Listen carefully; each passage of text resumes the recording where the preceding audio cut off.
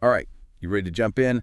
We're going deep on the CTAL-TM exam today. Always excited to break down this stuff, especially for folks prepping for this one. Yeah, and we're not just hitting the surface. Right. It's about going beyond what's the answer to why does this matter? Like, how do these concepts actually play out when you're leading a team, in the real world? Absolutely. It's that practical side that really sets this certification apart. So, CTAL-TM, Certified Tester Advanced Level, Test Manager. And just a reminder, you need that ISTQB foundation level cert first just to set the stage. Yeah, got to have the basics down. Exactly. Now, this exam, it's 50 questions, but it's worth 88 points. A bit unusual, right?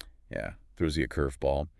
Passing score is 58, which is about 65.9%. Don't let the numbers scare you, though. It's all very manageable. And they have extra time for non-native English speakers. Shows you they're thinking about accessibility and making it fair for everyone. Yeah, that's a good point. So are you ready to tackle some practice questions, see what insights we can pull out? Let's do it. All right, first one, the goal of management reviews. This one trips people up. Yeah, it does, because they tend to focus on the obvious stuff. Project goals, deadlines. The stuff that's front and center. Yeah, but the real heart of management reviews is something deeper. Okay, I'm all ears. What's the real story? It's about independent oversight on process compliance. So, less about hitting the project targets and more about how we're getting there. Exactly. Think of it like an audit, an external check to make sure everything aligns with the standards, the regulations. So even if the project's on track, if the process is messed up. Then the review flags it, because it could impact quality down the line. So it's about building that consistency, that long-term quality. That's the key, and that's why the next question about technical expertise in reviews is so important. Okay, so why does it matter if the reviewers are tech-savvy or not? Well, think about it. If they don't have that deep knowledge...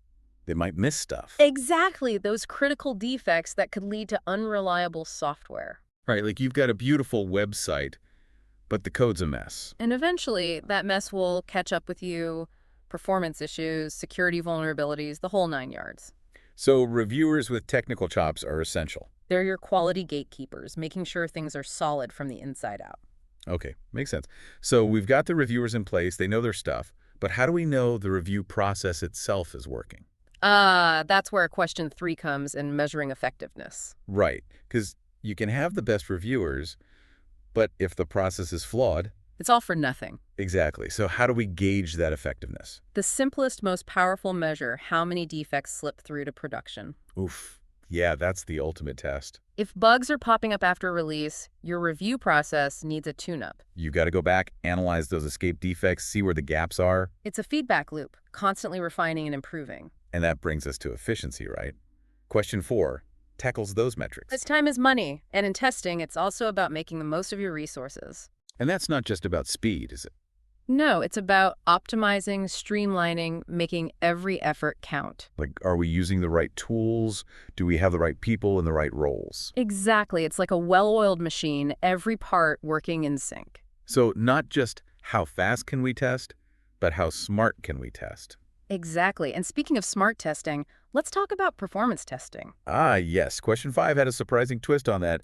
Don't wait till the end. Right, because we tend to think of performance testing as that final check before launch. We sure can handle the load, right? But imagine building a house and only checking the foundation's strength after the roof is on. Oh, that's not good. If there's a problem, the fix is going to be way more complex, way more costly. So the earlier you catch those performance bottlenecks, The easier they are to address. that's like preventative health care for your software. I like that analogy. It's about building that robustness from the ground up. Okay, so we're thinking about performance early on, but what about risks in general? Question 6 dives into that. Risk analysis, it's all about putting on your detective hat. Trying to predict the future, see those potential problems lurking around the corner. Exactly. And question 6 highlights 2 key activities: risk identification and risk assessment. So first you got to spot those risks, then you got to figure out how big of a deal they are. Precisely, and it's not always obvious. So how do you go about identifying those risks? Is there a formula? Think about it like a doctor diagnosing a patient. Okay, so you're gathering information, symptoms, history. Right, but in our case, it's analyzing the requirements, understanding the technology, looking for potential weak spots. And then you assess how likely is this risk to actually happen. And if it does, How bad will it be? That helps you prioritize, focus your testing efforts where they'll have the biggest impact. So it's strategic risk management, not just a random checklist. Exactly. It's about using your resources wisely.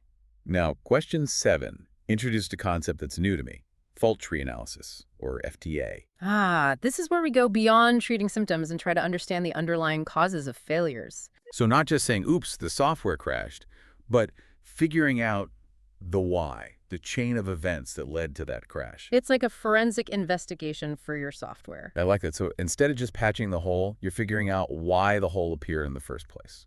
And that's how you prevent it from happening again? It's about continuous improvement, learning from those mistakes. Precisely. And FTA gives you that framework to do it systematically. Okay, I'm starting to see how all these pieces fit together, how they build on each other. It's all connected, and that's what makes this certification so valuable. It gives you that holistic view of testing. And speaking of valuable, let's talk automation. Always a hot topic. Question 8 was all about model-based testing, which can be a real game changer. Right, because we're all about efficiency, and automation can help with that.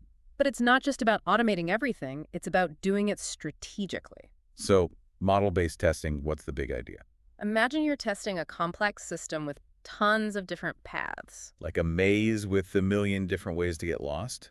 Exactly, and instead of manually trying every path, you build a model, a blueprint of the system's behavior. So you're not just randomly clicking around, you're following a plan. Right, and that model allows you to generate test cases automatically. So you're covering more ground more efficiently. And that frees up your human testers to focus on the stuff that requires their expertise, their intuition. It's that human-machine partnership, Yeah. right?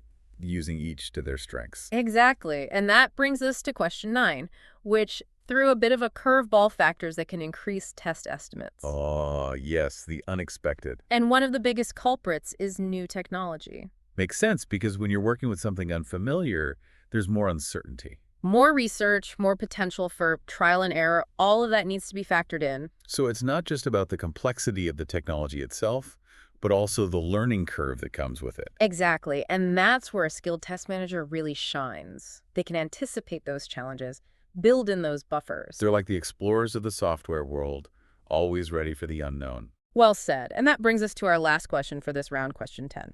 Which focused on the importance of metrics, specifically defect density. This is all about making data-driven decisions, not just relying on gut feelings. So defect density, what is it and why should we care? It's the number of defects per unit of code. Basically, a measure of how buggy the software is. So not just saying this feels buggy, but actually having a number to back it up. Exactly, and that number allows you to track trends over time, identify problem areas, measure the effectiveness of your processes. It's like taking the software's temperature as it running a fever. Precisely. And that data helps you make informed decisions about where to focus your efforts. So metrics matter. They give you that objective view of quality. Absolutely, and that's a key takeaway for any aspiring test manager. Well, this has been a great start, wouldn't you say? We've uncovered some real gems. The world of software testing is constantly evolving, so keep that curious mind engaged, keep exploring, and keep pushing the boundaries of what's possible. Couldn't have said it better myself. Now, we've talked a lot about efficiency in testing, but let's leave our listeners with a thought to ponder. How can you streamline those testing processes without compromising quality? What innovative approaches can you bring to the table? Keep those gears turning, and until next time, keep diving deep.